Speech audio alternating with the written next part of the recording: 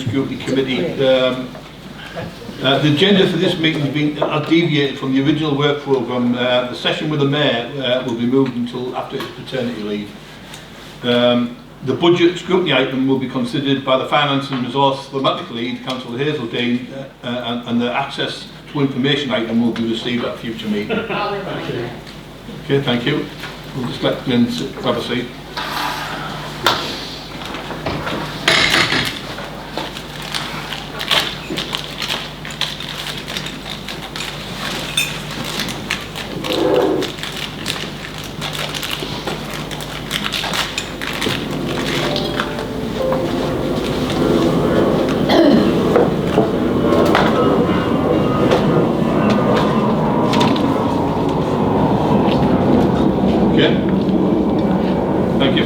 Since we last met on the 19th of November, either myself, Rachel, and quite both of us have had meetings with the Chief Exec, chairs of the Hartlepool Mayoral Development Corporation and Middlesbrough Mayoral Development Corporation, chair of the Improvement Board and chair of the Audit and Governance Committee. Rachel also attended Cabinet on the 12th of December. I'm going to invite Rachel to give us an update on the Cabinet meeting she attended. Over to you, Rachel. Good now? Yeah. I'm only going to be, I'll be very, very brief because I wasn't invited to speak at any point really, but I was there mainly because of the key decisions discussion that we'd had at the previous meeting.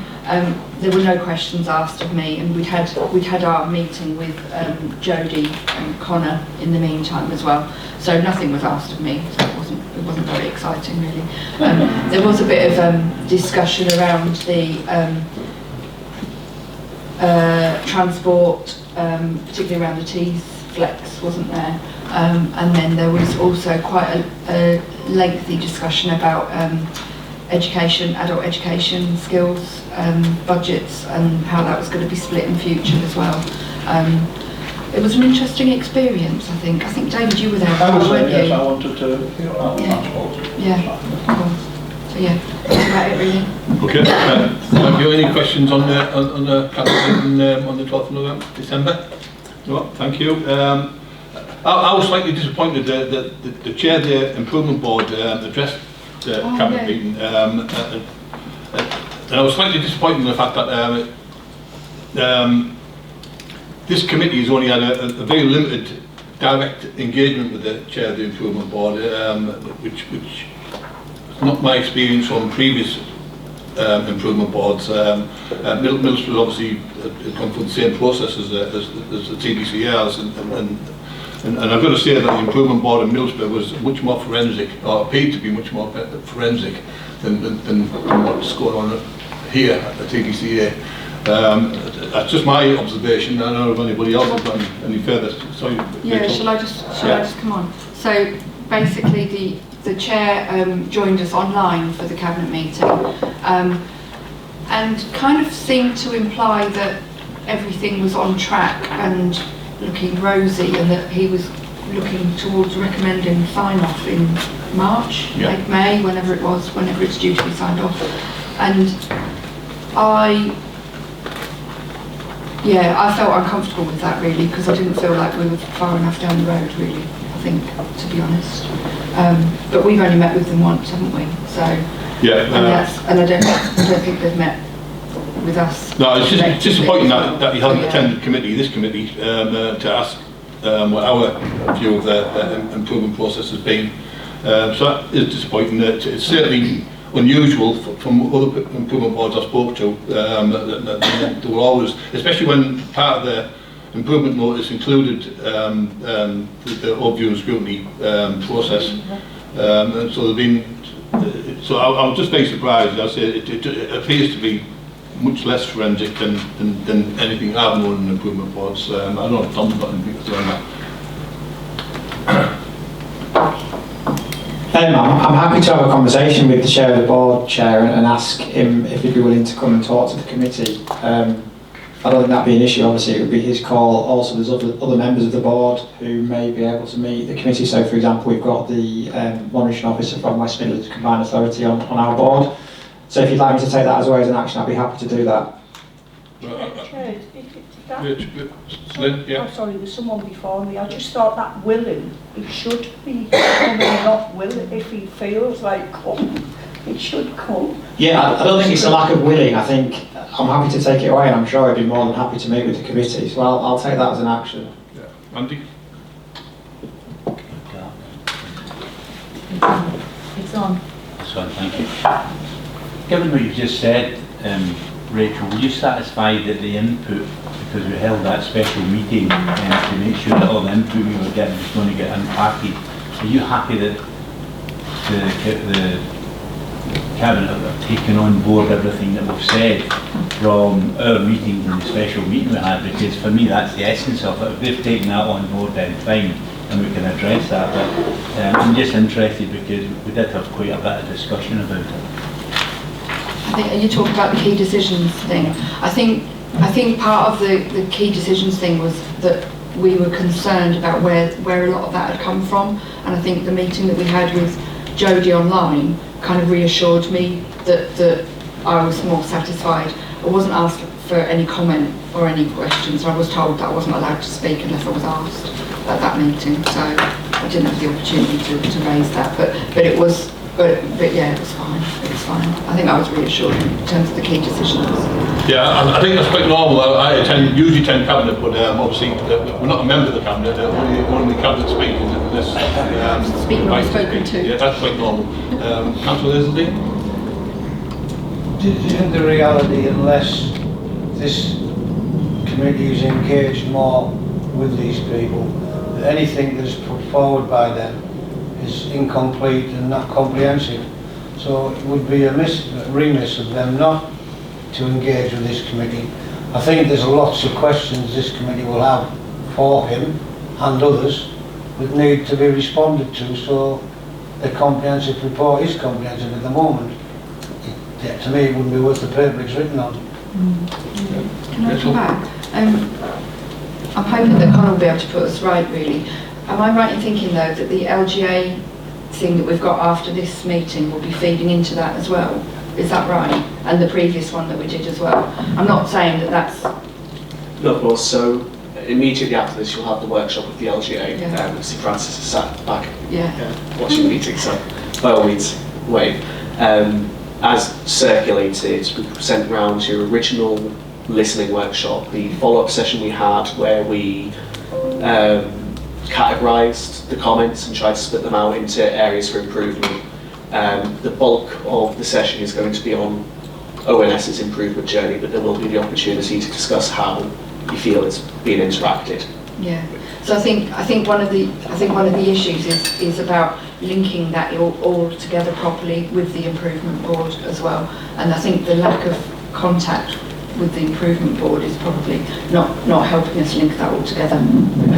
As Tom said, after the meeting we'll look to engage with them and try and bring them in for a session, even if we informally meet online, because I know some of the boards live a fair distance away, so if we can try and get a virtual session at least where the committee can have conversations just on the interim. Well, I think that would be helpful. I think most members of the committees seem that at least we should have some engagement with the improvement board. I think that's a given for me. I'm just surprised it hasn't happened. Has anyone got anything else to say on that?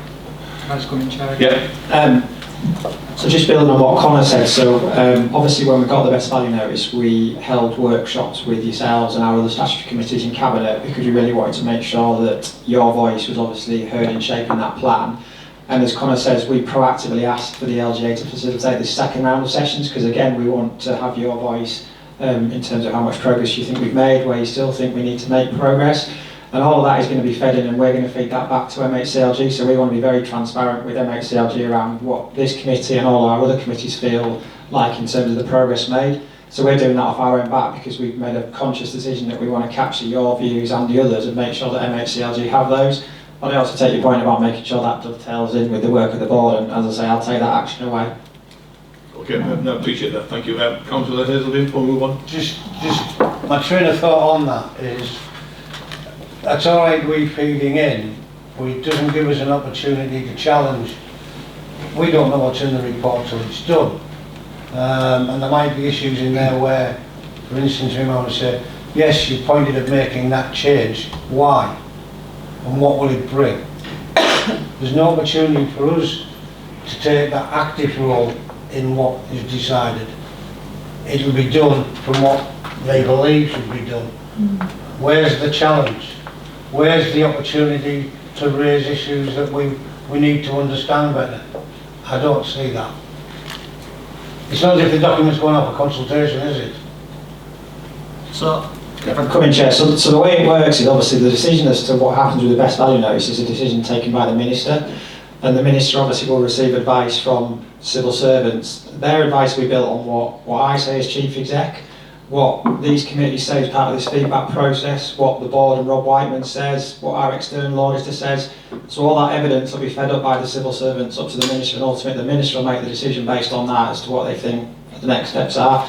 But I absolutely get your point. We've taken that proactive choice to make sure your voice is heard, and we're going to feed that back in to MHCLG ourselves.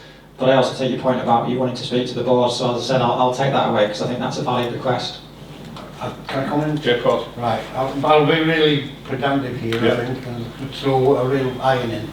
One of the questions I want to ask is, after you've looked at this improvement board thing, can you tell me if you're going to ask for a full review of the financial circumstances around the Tees Valley Combined Authority and their relationship with their partners, in light of the information that's flying around to the accounts and the balances and forward planning? Yeah, well obviously that's a key consideration following the letter we got from our external auditor. So we've been doing a full financial review, we've been reporting that through to Cabinet, through to Audit and Governance Committee. So everything that's been in the press recently has been picked up from all of the reports that we've presented back to our statutory committee. So again, we're absolutely being open about the issues that we've uncovered and the work we're doing to address those. And I think the fact that we're reporting those in a transparent way is a real sign of the improvement that we're making. Yeah. I won't expand it, Chair, because we'll get too deep into stuff, but I understand where you're coming from. But I still think there's issues.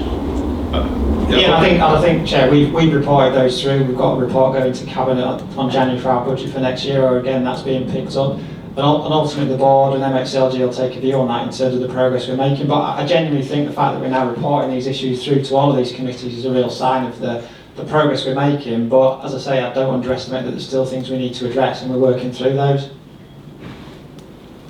Right, I think we'll leave that up there because officially the meeting hasn't really started because we haven't took apologies or anything yet. I was just a welcome and an introduction. So we'll leave that there. What I will say is what I'm concerned about is that the TVCA will do a report to government without us really having any input. The TVCA will kind of get a feeling of what this committee agrees with or doesn't agree with, and then we'll put that in a report without us having to be able to challenge it before it actually goes to anybody, any minister. So I would like to see that, and whether we agree with it or not, at least have a discussion with it before it gets sent off to. Because it feels like nothing's changed. Yeah, no, I totally agree, yeah. And all these documents and reviews have been about a change and improvement. And there's been no change and improvement, in my view. Well, I don't know, that's unfair. That's a bit strong, I accept that, Chair. But I think under this vital subject, the opportunities are not being presented in a way that we would expect. What concerns me is that reports have gone to the improvement board of what this committee has discussed, etc., etc. But we haven't had a chance to speak to the improvement board for them to really understand what we're doing. All they understand is what reports have been read from officers. Yeah, I mean, all of our progress reports are reported through to Cabinet.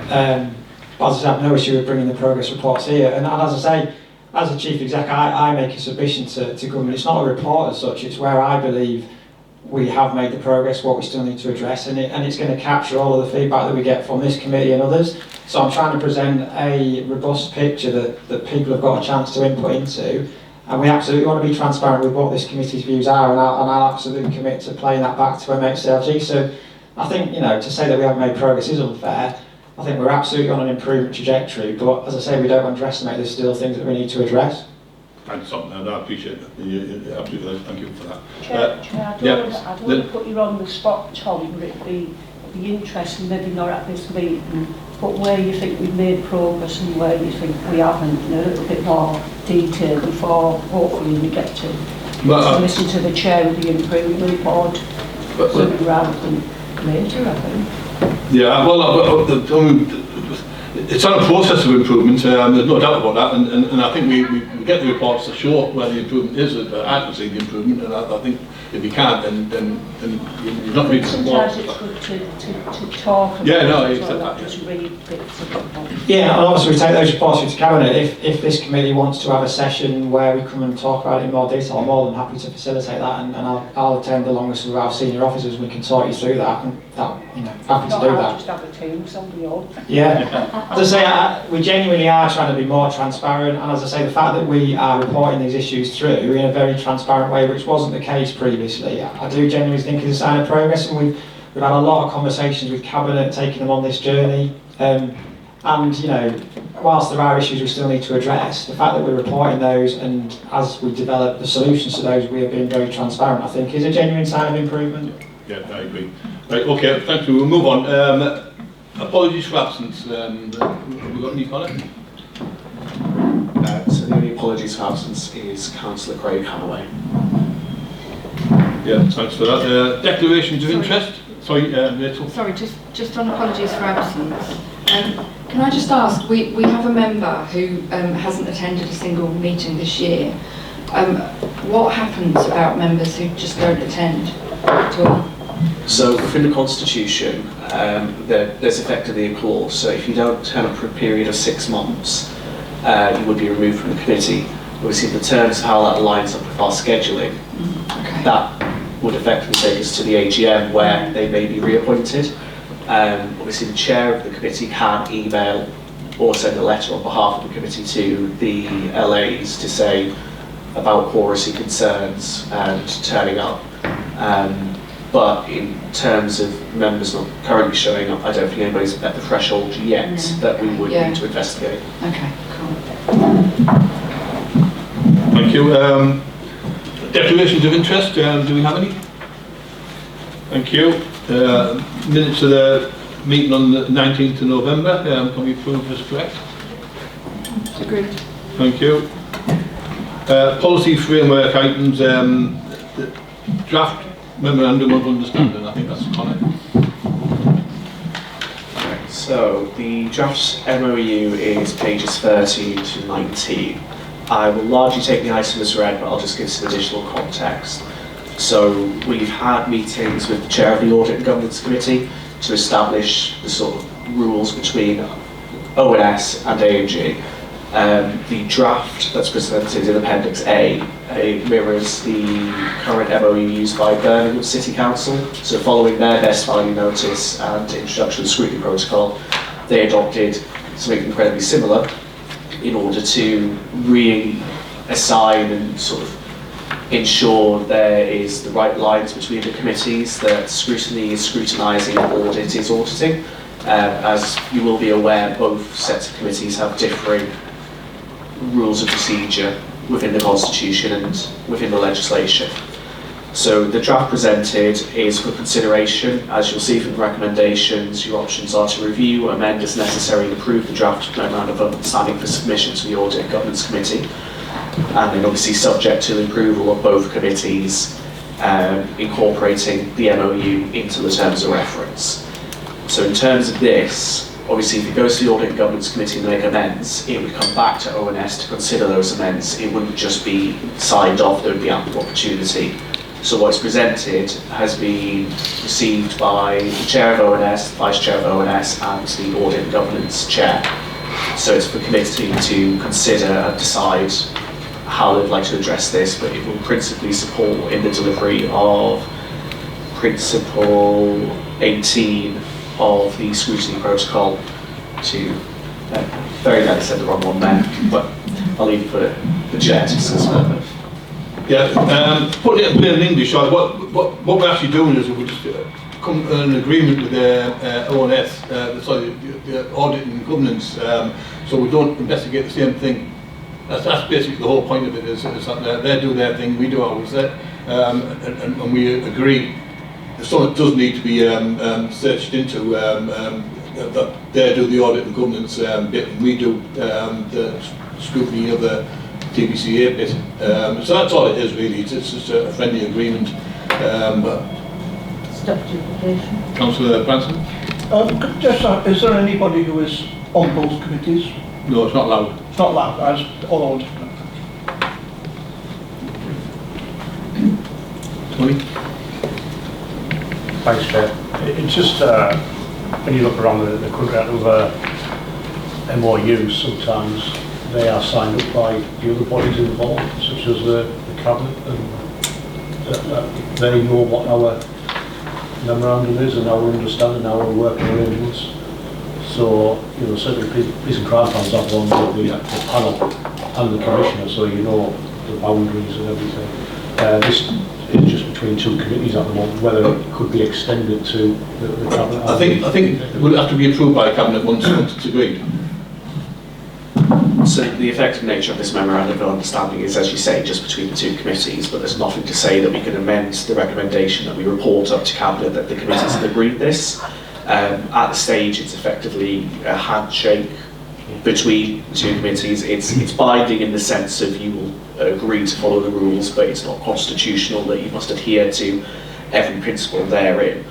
If the committee was looking for it to be fully adopted as, say, an article to the Constitution, it could make that recommendation, but for ease it's presented as, like I say, this handshake between the two committees.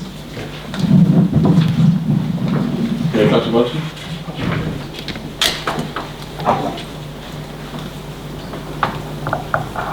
Right, thanks. I don't know whether this is working. Yes, sir. Yeah, It is. Right, okay, I mean, I'm on the audit committee in Middlesbrough and that, so I've got some kind of idea of how it works. One of the things audit committees do is they flag up where there are specific issues, discrepancies, problems. They may be significant or not. If they are significant, then they need to be looked into. I'm interested in the timing issue here. When does this audit committee make its report? And what is our involvement in actually pursuing elements within that report? Because clearly there is a similar interest that we have if there is a problem identified, because it may be about specific decisions taken, not a failure of controls. So on page 3 of the draft memorandum of understanding, you'll note that there are quarterly meetings between the chair and the vice chair. That's just to establish a baseline to say they will meet at least quarterly. Obviously, they'll meet more frequently if necessary, the lines of communication will be more open, and if either require an immediate meeting, that will happen. I mean, where it's currently at, this is the draft to consider these types of considerations. So if you have a suggestion that you think would work well, by all means present it to the committee and we can adopt it into the memorandum of understanding. This is the skeletal document, so to speak. But generally, there is the line on referral of issues where the lines of communication would be open for us to do that. It might not necessarily be in the formal committee setting, it might be the chair has had items raised to them of the audit committee and would like to pass them on to scrutiny, but in the same thread there would probably be an intention for the thematic scrutiny lead for finance and resources to have a more direct relationship with the audit committee to act on behalf of the chair and vice chair where necessary. I think probably the Finance and Resources Subcommittee is the best one to use. It seems to me that at some stage or other, the Audit Committee needs to pull together its main recommendations. I mean, it makes a whole load of recommendations looking at specific areas. You can get bogged down, of course, and we must do that. What we need to do is find out from the Audit Committee what are the main issues that it has come across, that it sees as significant problems. That needs to be reported at some stage to the Finance and Resources Committee, so that they can identify the particular problems and bring them to this committee if they think there is something that we need to look at. Now, I'm not sure what the procedure is for that. I've never really been clear where the two link in, or whether they do link in. But if they don't, they really should. And I think this is the point of the memorandum of understanding. There has not been a process previously that made clear on the connection between these statutory committees.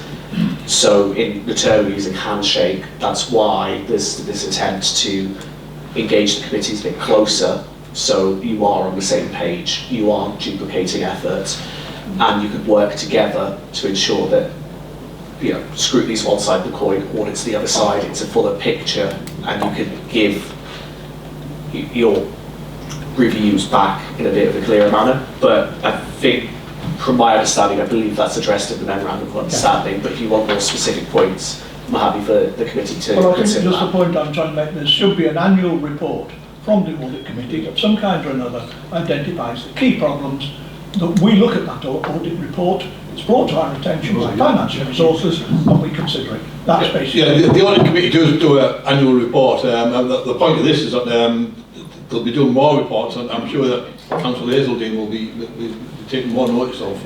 Look at the memorandum, Chair, there's a better relationship of joint communication between the two parties. Yeah, that's exactly where right. these issues, if appropriate, can be raised. So, and the Cabinet get reports anyway, which is another thing, split subject.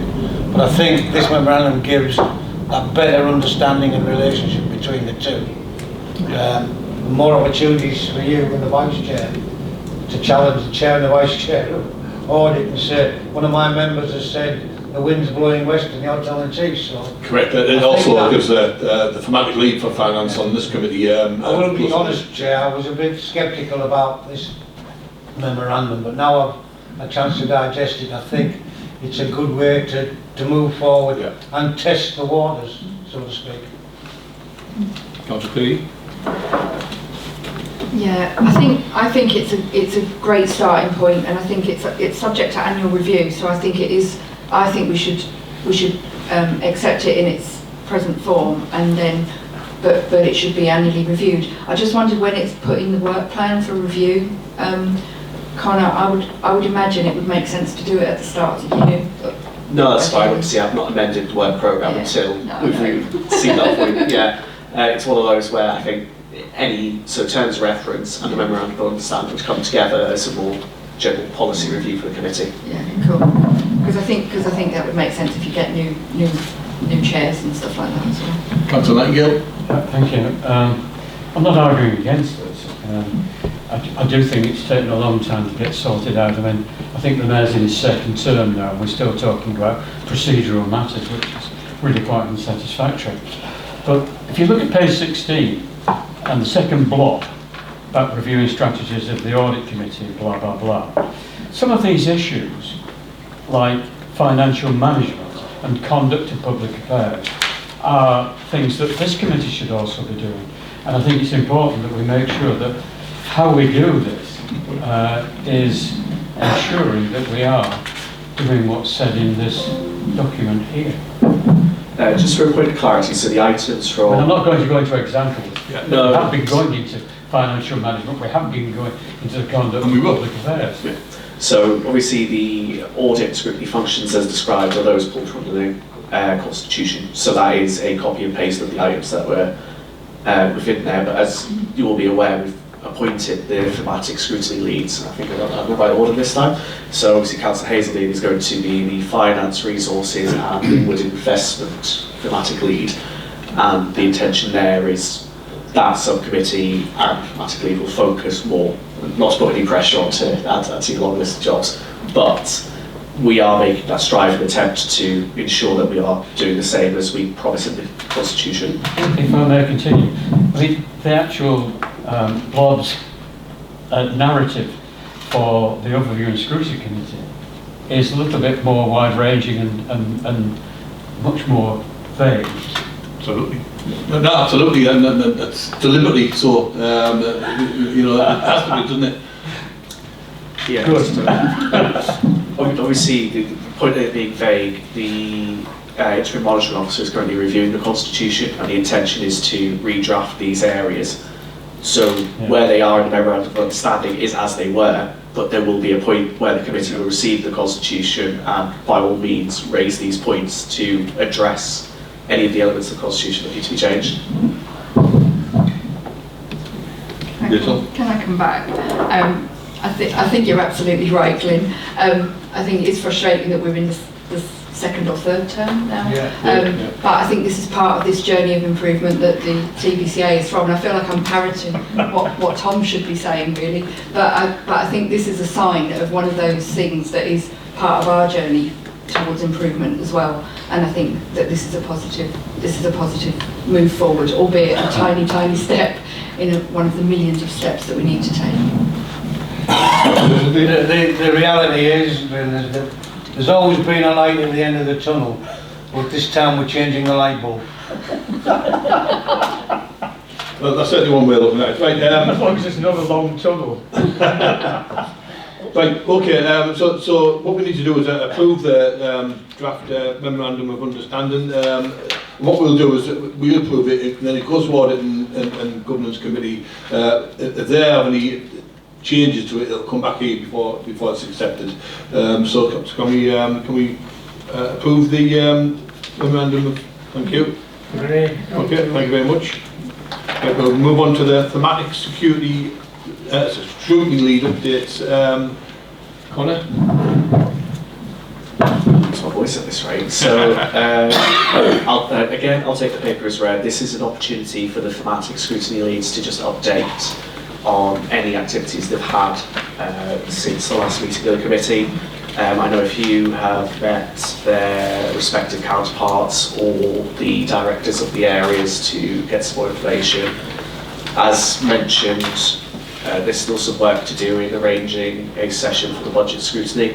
As you'll be aware, in previous years the budget was received in December and the committee had to return an opinion before January. This has been moved because the finances for the authority can be seen a bit later in the year, so the opportunity for full review will be during February, and I'll be meeting with Councillor Hazeldean at some point to discuss how many meetings, when they want to be held. In terms of who would like to speak, I'll give you open to the chair to decide who would like to take. Yeah, I think all the chairs have now met either the lead officer or someone in the team. CBC, that's correct. Yes, that would be my understanding. Bar Councillor Hazeldean hasn't met. Yeah, I think. Apologies, not what I want to do. It's an explanation. I worked with Connor to meet the lead for finance, but me being the person I am, I wanted a face-to-face and not a computer thingy meeting, which we were struggling to do. And then, as you're aware, I had personal circumstances that made it even more difficult.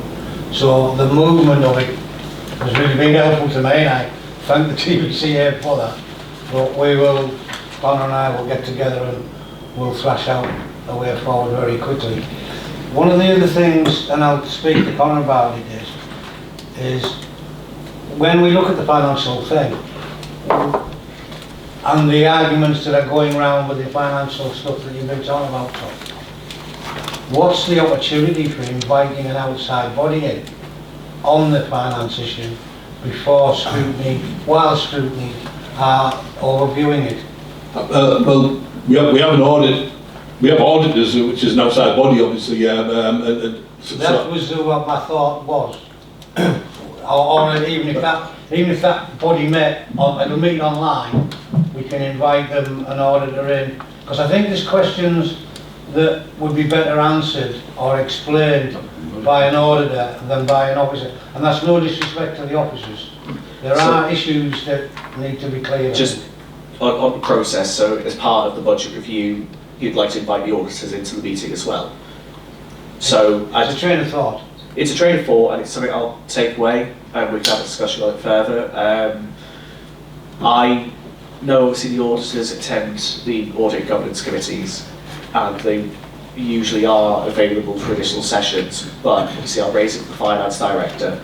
I'm meeting them next week, I believe, to have a discussion about where the budget is. It should be going to the 30th of January for approval for consultation. As you'll be aware, the procedure is approved for consultation, reviewed by a reviewed scrutiny, and then your opinion will be shared in that line. But as I said, I'll take it away as a question and try and get you a proper answer. I raise it, Connor, because I spoke to the chair of audit this week, and she raised it with me, and I thought, well, you know, that sounds, you can do it.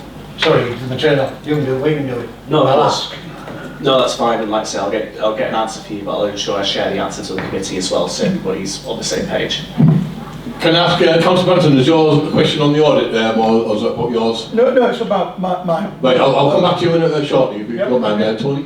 Yeah, I'm just mindful, I'm a bit of a stickler for the way committees are managed, and the agenda item now is for members to ask leads, questions, and the leads asking officers questions. And it's I'm not being cheeky, it's just that's, you know, one of the members might have wanted to ask you that particular question, you could have answered it by saying... Yeah, well, yeah, I mean, on this occasion, because obviously Councillor Hazeldine was the only chair that hasn't had a chance to meet with his lead, and he just explained the reasons why.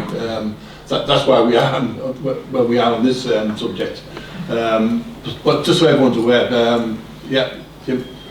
Yeah, he's not the only one who hasn't met. All right, okay. I don't know whether this is working. Yes, it is, yeah. It is.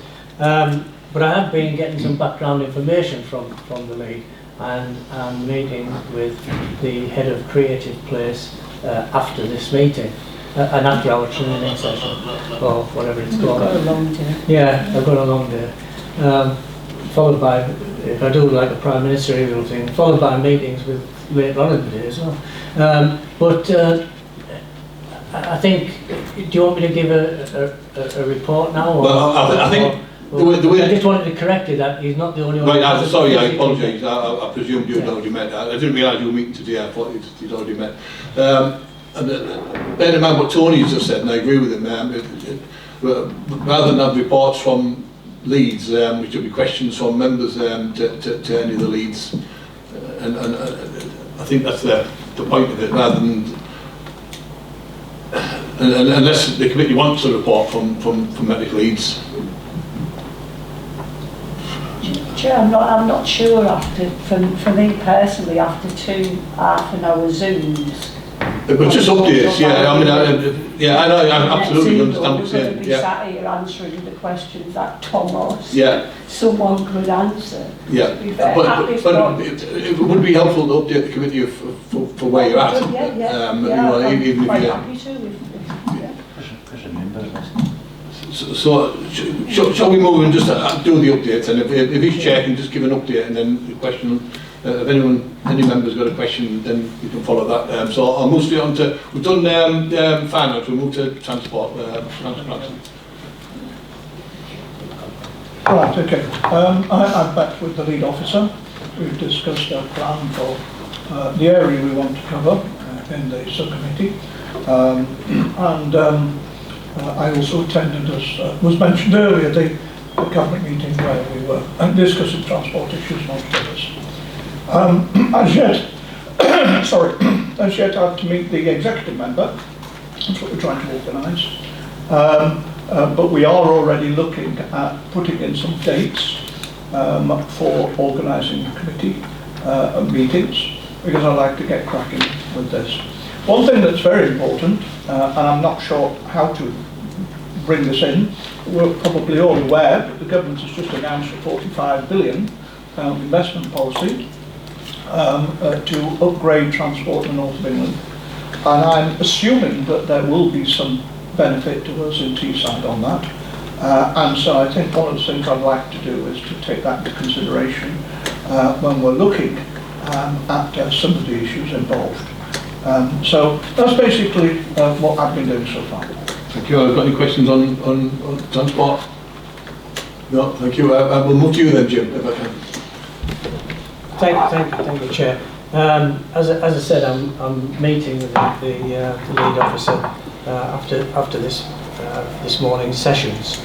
But I have read the Creative and Visitor Economy Growth Programme. That's a mouthful, isn't it? The interim evaluation report. And the big question I have to ask is what happens next? Because it was a 5-year programme which goes to 2026. Or the year 20, the financial year 25-26. So that's the big question for me. To have an understanding of what the plans are beyond this, if any. That was a significant £20 million, just over £20 million investment in a specific programme. And there are, I do through other means, see things. Likewise, I'm waiting for a meeting with the portfolio holder from Cabinet to be set up. I know everybody's busy, but I'm hoping that can be done in the near future. But it's, part of my asking or agreeing to take on this role was because I think it's been not a Cinderella part of the TVC's activity, but perhaps there's not as been as much comms around it or interest around what we're doing with, what the authority's doing with creative place. And I'm on a learning curve, and hopefully in future meetings I'll be in a better position to convey that to this committee. Thanks for that. Now, I'm sure that after you've had your meeting today, you'll get to understand what's going up to 2026. I'm sure you'll get some of the answers at least, hopefully, and bring that to the next committee. Thanks for that, Lynn. Yeah, so I haven't met with the lead cabinet member, Alex. He had a bereavement before Christmas. So I do see him, obviously, he's our leader, but I haven't had a one-to-one with him on his portfolio. I did meet with Jan and Mandy from the two contract officers from Tees Valley Combined Authority, and we discussed how they monitor and evaluate the outcomes and the impact and the outcomes of contracts. So why I've brought this along is this is one that we've used for Eston Bats in Redfern, Cleveland. So what Tees Valley Combined Authority contract officers do is they tend to focus on the training and the employment, the jobs. They don't tend to look at social value in a wider aspect of, are you supporting community centres to keep going? Are you putting money into children's activities and so on and so on, health and wellbeing projects? So they said they needed to do some more work on the wider impacts and how we as a committee can actually monitor whether we're getting best value from the contracts that are coming through and what Tees Valley Combined Authority contract officers are getting from that. So that's where we were with that one. But what we did, we shared information. So I shared that one because it's dead easy, isn't it? You just look through it. You can see what Eston Bats contracts give to Redcar Cleveland. And then they shared this one. There probably might be members round here that have seen it. And they've attended, Jan and Mandy attended that, and I thought it was really interesting that you just as a community group, you just go on, click on, and I think one has said in the report they would like a kitchen putting in, and then one of the contractors will go and put that kitchen in that community centre. So it's an interesting, it's easy read, but it's an interesting document. So that's where we are. So they're going to come back, further work, and then I'll find out what more we can sort of look at. In terms of scrutinising, I'm not sure how this committee want to do that. Do we want a bit of when we come back with more information, do we want a bit of a task and finish group on social value? I'm not sure. Well, so I believe it was September when we first sort of established Raptor, chairs, the terminologies are changed at each meeting.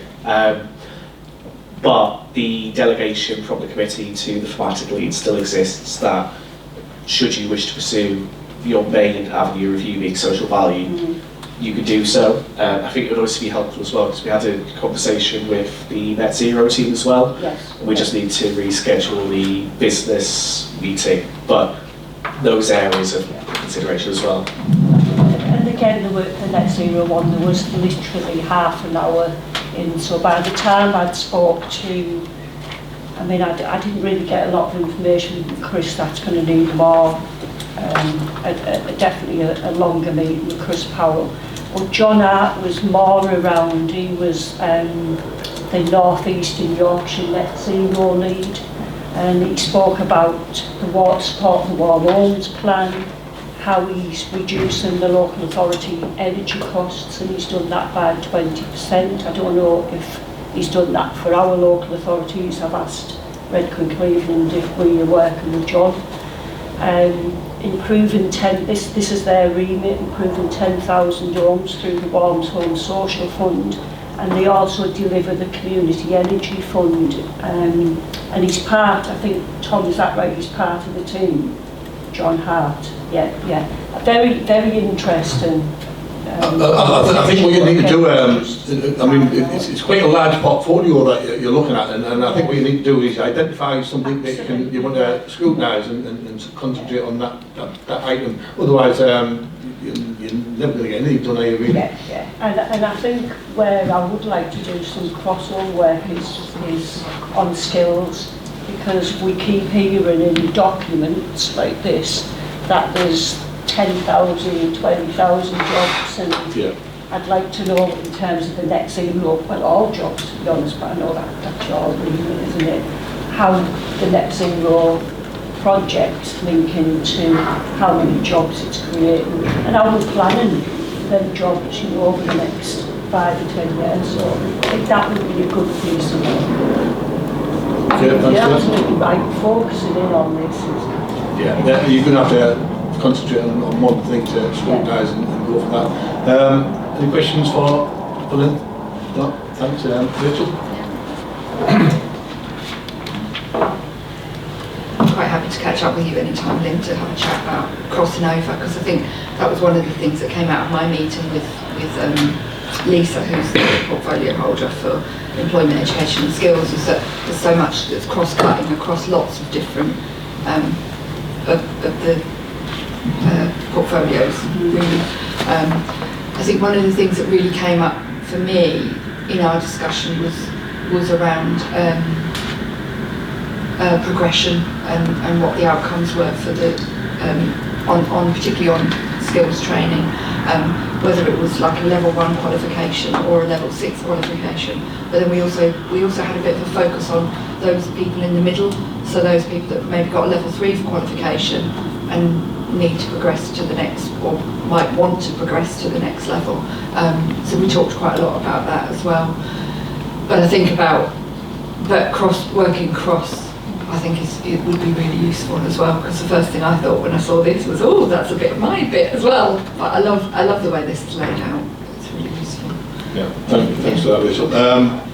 What would be really helpful, I think, is each thematic lead actually identifies a certain topic within their portfolio, and if they need to set up a task and finish group, but to set one up and then get a report hopefully for April for our next meeting. I think in terms of April, if you recall, when we re-established the work programme, we've made it a 2-year work programme. So in turn, I'd just like to mention that there may not be a huge urgency for them to do it, but the way in which we try to align this committee is that we'll have a meeting around June, which a date will establish for the AGM, to ask for continuation of thematic leads, chairs, etc., subject to members remaining on the committee. But we won't have to have the urgency to get this all done before the annual report. Yeah, thank you. John? Thank you, Chair. Just an observation, listening keenly to all of our rappers, or thematic leads. Thematic leads are, I know. It seems to me that it links in actually with what Tom was saying earlier about improvements already made, stuff still to be done, that these thematic leads and reporting mechanisms typify, I think, the way that we're moving now. We're actually creating our own new trigger points to facilitate our scrutiny role moving forward. And it's not going to happen overnight, but being in this role now for over a year, it's just not just starting, but it's starting more to consolidate itself, I think. And I certainly enjoyed listening to that round. I think it's all part of the improvement board, the plan that Tom has brought to the TDCA. I think, you know, I meet with Tom and we do discuss how we can move forward, and Well, the whole idea is everyone in this room, including the cabinet and everyone at TBCA, the idea is to improve the lives of the people of Tees Valley, and I think that's what we're trying to do. Obviously, not everything's going to run perfect, and that's the idea of the Scrutiny Committee to check that things are moving in the right direction. Thank you. Okay, thank you. So all we need to do on this one is we've considered questions and updates. And that's it. Yeah, everyone happy with that? Thank you. Right, we move on to delegate decisions. There hasn't been any delegated decisions since the 19th of November, so there's nothing to report on that. And that's it for business. Sadly, Jodie wasn't able to attend this meeting today, so there may be some other stuff that we did plan to discuss at this meeting. We'll have to be discussed in future meetings. The date next time, or the time of the next meeting is the 15th of April. We may well have an online meeting before then if we can come to some agreement with the improvement board. But I'm sure Tom will keep us all noticed, informed. Thank you. So we'll close the meeting. Thank you. We can hang fire because